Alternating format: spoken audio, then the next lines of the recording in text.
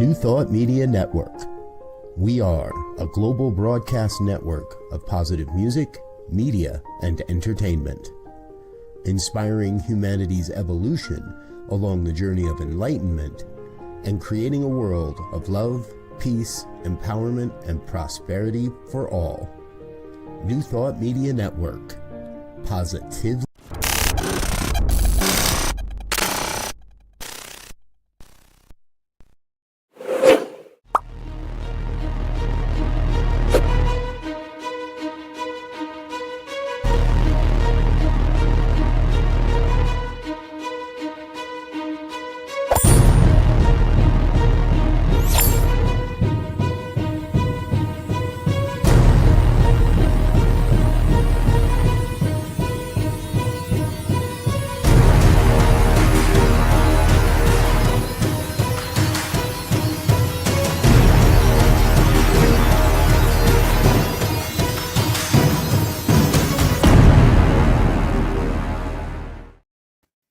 Happy Friday, everybody. I'm Barbara Jean, and this is the good news. And now the good news here on the New Thought Media Network. We got lots of great stories for you today, some funny, some sweet, and some really, really remarkable. So let's get to it. So right in the middle of New York City, a tiny bird is creating big moments of joy. So in one of the busiest places on earth, a tiny bird has managed to do something remarkable, slowing New Yorkers down and bringing them together one quirky dance at a time. At Bryant Park, crowds have been gathering not for a concert or event, but for a rare visitor. The American woodcock, known for its unique bobbing dance, the small round bird has unexpectedly become the city's latest feel-good sensation. So people are showing up after work, pulling up chairs, and even bringing binoculars just to catch a glimpse. Some snap photos, others try to mimic its signature moves, and many simply stand and smile, something that doesn't always happen in the fast-paced rhythm of New York City. I come after work and I'm glad I got to see him, said one visitor. It lives up to the hype. What makes the moment even more special is how it's bringing strangers together. For many, the bird has become more than just a sighting. It's a shared experience. We just met bonding over watching the bird, another spectator said, describing a new friendship sparked right there in the park. The American woodcock's appearance in the city isn't random. It's part of its spring migration north, and urban green spaces like Bryant Park offer a rare and much-needed rest stop along the way. And after long flights, these birds land wherever they can, refuel on worms, and gather strength before continuing their journey.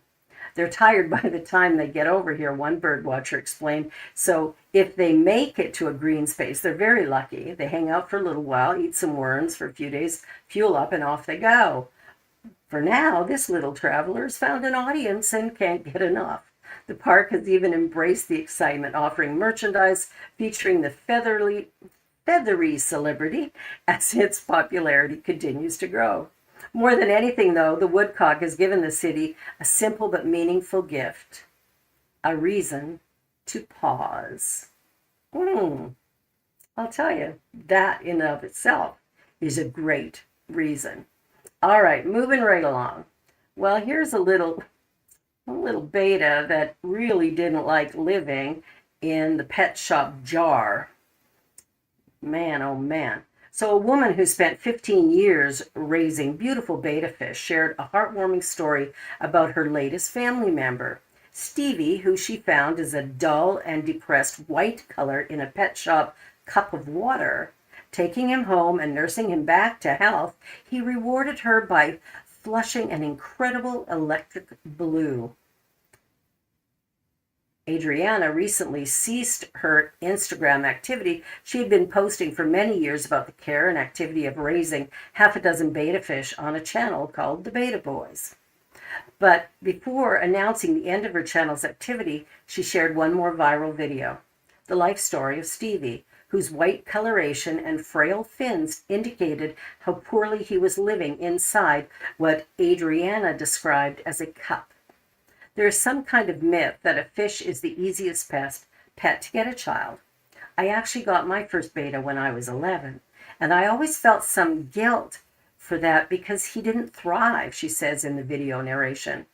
Stevie, whom Adriana described as looking a little goth with black lips and rings around his eyes, was kept in a cup with no filtration or heating. After some weeks in a proper tank with new vegetation, objects, and good nutrition, the bone-colored Stevie began to get these orange spots, which were quickly overtaken by the blue ones. Like a Pokemon evolving, his long, lace-like fins doubled in length and size, and the blue spots eventually expanded to cover his whole body. And even though he's changed blue, he still has his signature mustache. Betta fish are native to Southeast Asia and are prized aquarium species for their long fins and varied colors. The beta boys, who Adrian raised with love and care for 15 years, were black, red, shades of blue, orange, and white, with no two looking even remotely the same. She says the fish are really smart and enjoy so much when she changed the vegetation or objects in their aquariums. My daughter got her beta when she was probably about, 9 years old or so. And she got it from a neighbor, and the neighbors had a blue one like this one you just saw, and had named it Bluey. So when my daughter, maybe she was younger than that, maybe she was 7, when she got her red beta, she named it Bluey. Just a funny little quip to add to the story.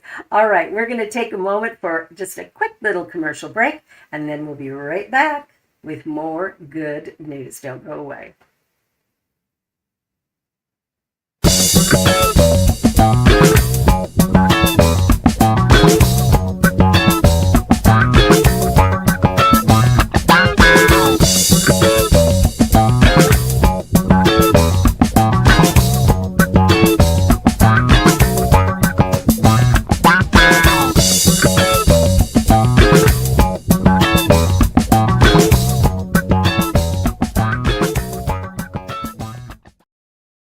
And now more good news. Fun stuff, actually. I kind of love this story. Well, an aquarium seal loves his rubber ducky. There's a great video that went viral. You'll have to check it out. You didn't know how much you wanted to see a video of a harbor and playing with this rubber ducky until now. The New England Aquarium may call it an enrichment activity designed to stimulate its resident Atlantic harbor seals, but we call it adorable fun. And soon after posting a video on social media of Reggae, a 33-year-old seal playing with its beloved yellow duck, a new influencer was born. The post, shared to Instagram and Facebook by the aquarium in Boston, tallied 80,000 likes from viewers melting over the seal, kissing and hugging the floaty toy.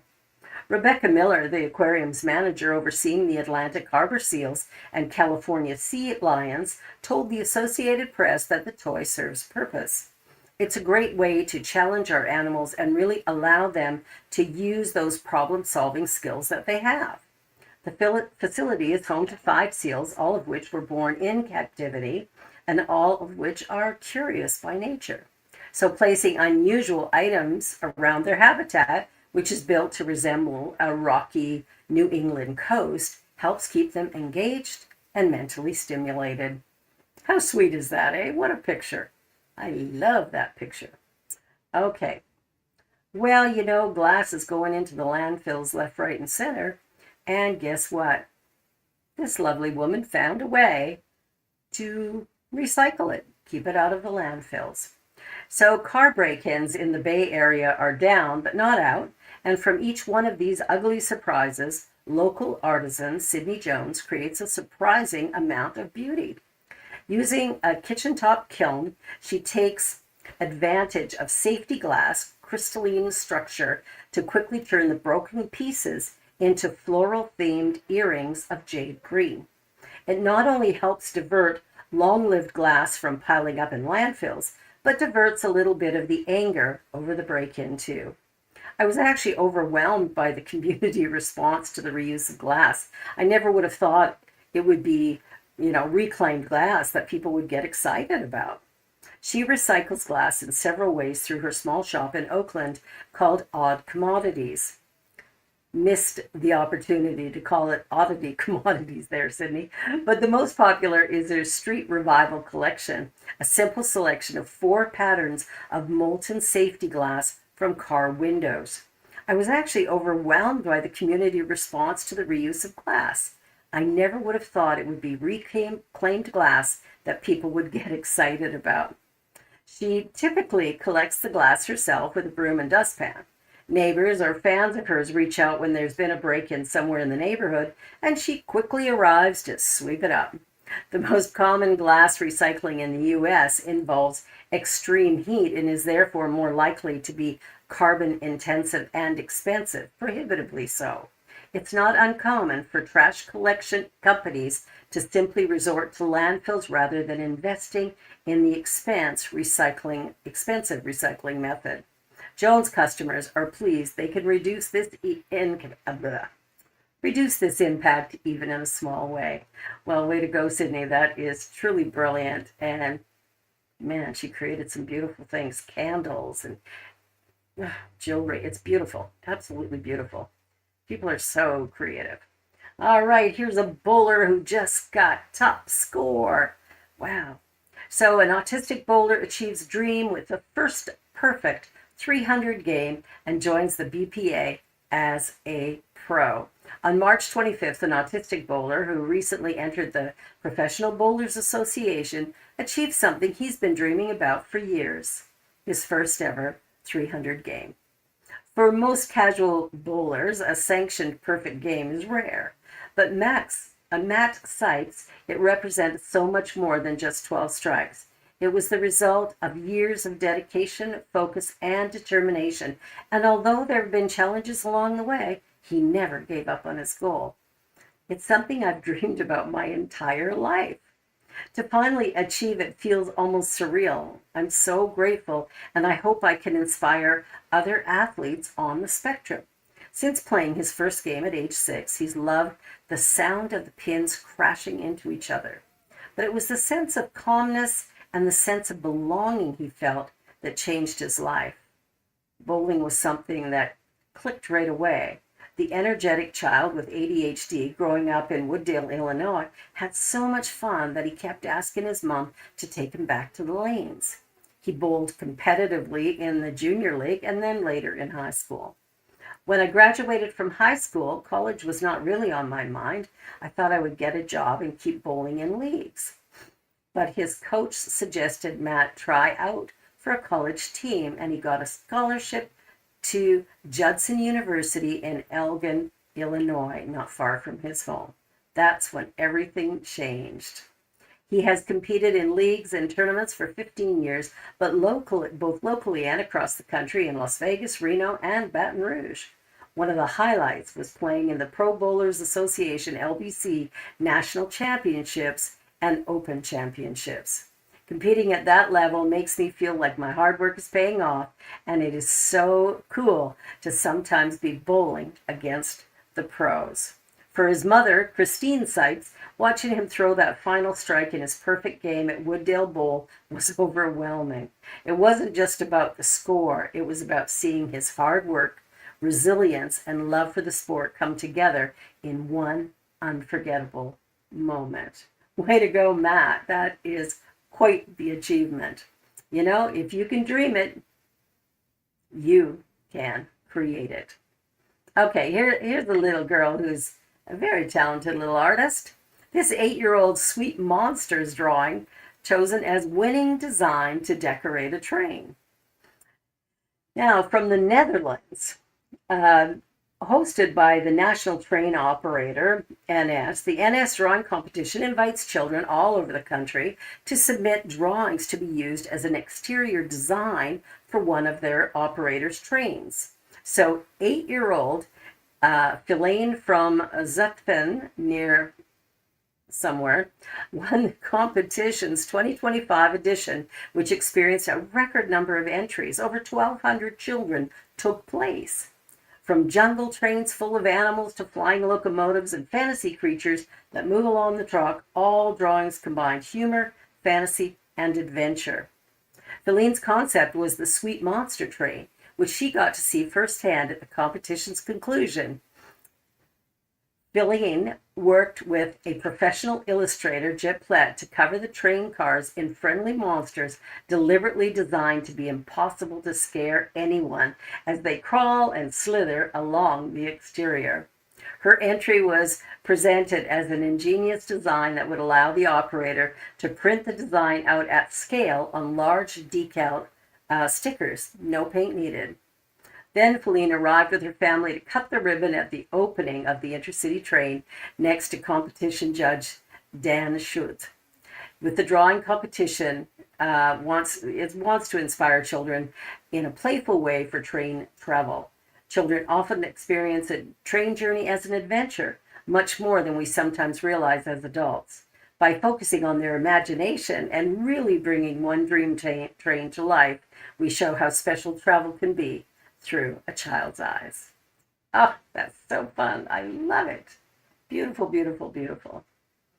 All right. Well, here is talk about resilience, and I'll tell you, there's things that people go through that might be unimaginable to many of us.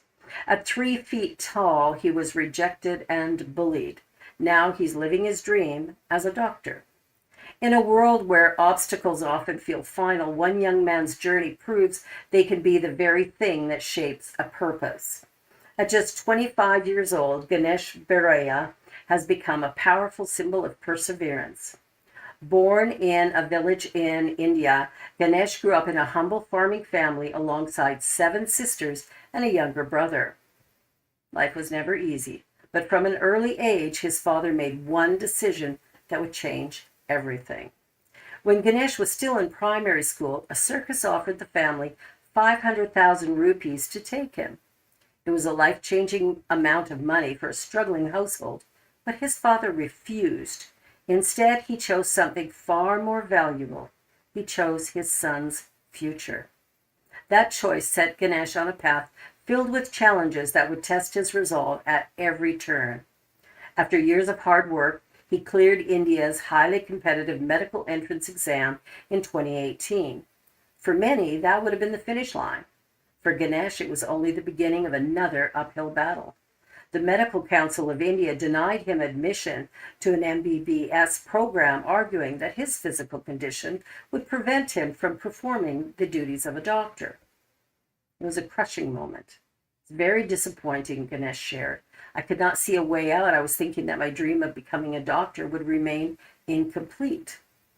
But giving up was never part of his story. With the support of his school principal, who stepped in to cover legal expenses his family could not afford, Ganesh took his fight to court. They lost their first case in the High Court. Another door closed. Still, he kept going. On October 22, 2018, everything changed. The Supreme Court of India ruled in his favor, declaring that his disability could not be used to deny him admission. With that decision, Ganesh finally secured a seat at the medical college and stepped into the future he had fought so hard to reach. Years later, on November 27, 2025, Ganesh stood not as a student, but as a medical officer. And in beautiful twist, what some once saw as a limitation became one of his greatest strengths. Children would open up to me easily. They would tell me their problems, which they would not share with other doctors. His journey is not just about becoming a doctor. It's about redefining what strength looks like. It's about proving that determination can outmatch doubt and that the human spirit is far more powerful than any label placed upon it. I hope everyone is listening to this story. If you've ever doubted if you could do something, can that? Toss it. You can do whatever it is you believe you can do, and it might take perseverance to get there. All right, well, here's a story of a sweet young boy. A young boy with cancer delivers 124 gorgeous Easter baskets to kids in hospitals after fundraising $2,000. Nathan Yo was diagnosed as a child with stage 4 non-Hodgkin lymphoma. But the good news is that He's 2 treatment courses away from what is anticipated to be a bell-ringing remission. I'll tell you, you wash it, can't do a thing with it. All right, bell-ringing remission announcement. But before his time in Providence Children's Hospital came to an end, 12-year-old Yo raised $2,000 to give almost every child there a colorful, present-filled Easter basket. Clinical nurse manager of pediatric at Providence, Nikki Thurwanger, said that the carts they normally use to transport meals and other things from room to room were overflowing with baskets, all donated and put together by kind nearby residents. When the kiddos are here, every day becomes challenging and hard, and you look for the little things that make you be a kid. And so I think that's what things like this give back is, yes, you're in the hospital, but you're a kid and you get to still be a kid when you're here. Nathan's mother, Dina Yull, said she was shocked when donations for the project, dreamt up by her son, topped $2,000 in just 24 hours. Whew, way to go, young man. That was lovely, and you brought lots of joy, lots of joy. Well, here's a Baltimore mom who believes in living in integrity. A Baltimore mother is earning widespread praise for a simple but powerful act. After discovering her son had taken money from a food truck tip jar, she didn't look the other way. She showed up, took responsibility, and she made it right. The moment, captured on a live stream by popular Twitch streamer Mushin Sarak, quickly spread across social media. But it wasn't the theft that people couldn't stop talking about. It was what happened next.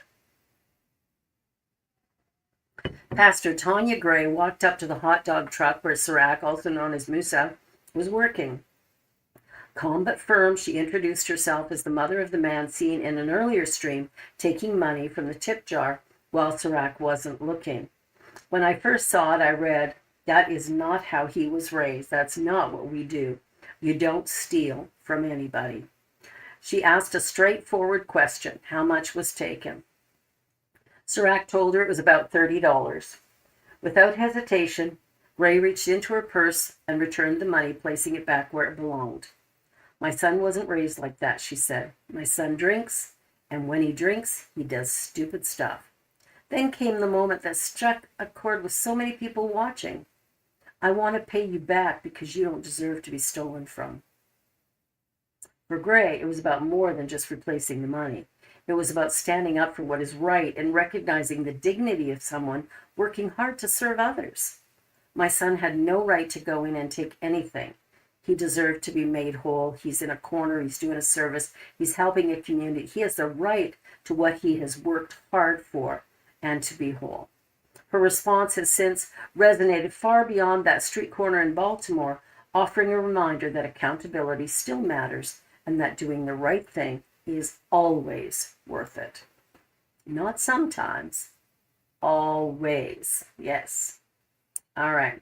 So here's a new technology that is like super exciting. Fighting fire with sound might sound futuristic, but in San Bernardino County, it's quickly becoming a real-world innovation that could change how we stop flames before they spread. In San Bernardino County Fire Department is currently testing a cutting-edge system that doesn't rely on water at all. Instead, it uses carefully controlled sound waves to put out fires, offering a glimpse at a cleaner, faster, and potentially I'm really having trouble with my words tonight, and potentially less damaging way to protect homes. Developed by Sonic Fire Tech, the system begins by spotting danger early. Infrared sensors detect the presence of flames and immediately activate a burst of infrasound, low-frequency sound waves that humans can't hear, but are powerful enough to disrupt a fire at its core. So here's how it works. Fire needs oxygen to survive. Rather than removing oxygen completely, which could be dangerous, the system interferes with it. We vibrate the oxygen at a rate that fire can't consume it, and it breaks the chemical reaction. That interruption is enough to stop flames in their tracks, sometimes in milliseconds. Now, right now, the technology is being designed with homes in mind, offering a potential alternative to traditional sprinkler systems that can cause significant water damage. But the possibilities don't stop there. Fire officials say tools like this could one day help slow or even prevent wildfires, especially in high-risk regions. According to the department, the system can create a protective zone that halts ignition almost instantly without the need of water or chemicals.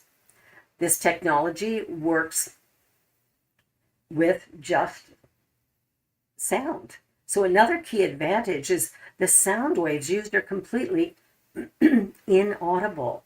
So we use infrasound, which are sound waves that we as humans cannot hear. Now, while it's still in the testing phase, the idea of extinguishing fires with sound alone is already sparking excitement. If successful, this innovation could not only protect homes more efficiently, but also open the door to safer, smarter firefighting solutions in the future. How cool is that?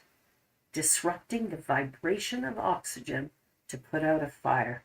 Well, I do declare, I would never have thought. All right, here's our hero story of the week. Da-da-da-da. Drum roll. So this young college student ran into a burning building, saved 7 lives, and then told his mom he fell. So on March 24th, 2026, in Hanoi, Vietnam, a 20-year-old college student became an unlikely hero and then tried to keep it to himself. Nguyen Ly Tu was heading home from the gym when he noticed flames consuming a 6-story building. Inside, 7 people were trapped, with the stairwell completely blocked by fire. Without hesitation, Tu rushed to help. Using a ladder from outside, he guided 2 elderly residents to safety. But as he prepared to step away, he learned that women and children were still trapped deeper inside the building. He didn't hesitate. He climbed in. The smoke inside was thick and suffocating, leaving him with almost no visibility. As soon as I smelled the first wave of smoke, my eyes started stinging, and I found it hard to believe. It got so thick, it was really hard to believe. One by one, he helped all 7 people. Several of those rescued, including Tu himself, were later taken to the hospital for smoke inhalation, and thankfully everyone survived. What he did next might be just as remarkable. When he called his mother later that evening, he simply told her he had fallen. He did not mention the fire or the lives he had just saved because he didn't want to worry her. Tu, a second-year engineering physics student at Hanoi University of Science and Technology, is known for his excellent grades and strong character. His actions that day showed exactly who he is when it matters most. He may have tried to keep it low-key, but his community made sure his courage did not go unnoticed. The Ho Chi Minh Communist Youth Union awarded him the Brave Youth Badge, and Vietnam's acting Minister of Education presented him with a formal certificate of commendation. In a world that often seeks attention, Tu risked everything to save strangers and then quietly went on with his day. Now that is something good. Well, everybody, that's it for this Friday night here on the New Thought Media Network. And now the good news. And I just want to say, be sure to like, share, and subscribe. And by the way, our program is in existence because of the donations from wonderful, wonderful people like you. So please keep those donations coming. You can send them to go to ntmedia.org and hit that donate link and make sure the programming we have going on all week long, our radio station, make sure it stays. Bye for now. Have a wonderful week, and I will see you next time.